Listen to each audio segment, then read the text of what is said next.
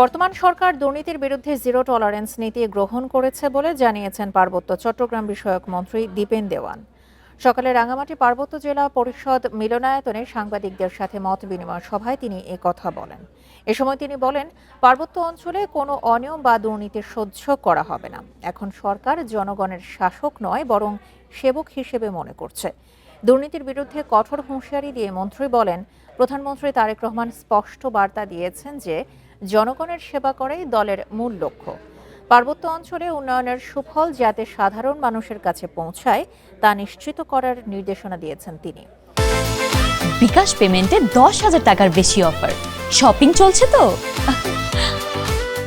যেসব কর্মকর্তা দুর্নীতির সঙ্গে জড়িত তাদের বিরুদ্ধে দ্রুত তদন্ত করে আইনি ব্যবস্থা নেওয়া হবে বলেও জানান তিনি। কোনো বৈষম্য ছাড়া সমতার ভিত্তিতে এলাকা ভিত্তিক উন্নয়ন ছড়িয়ে দেওয়া হবে বলেও জানান তিনি।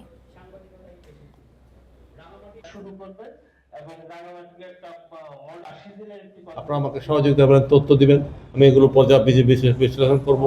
সেক্ষেত্রে আপনারা আপনার সহযোগী হিসেবে কাজ করবেন।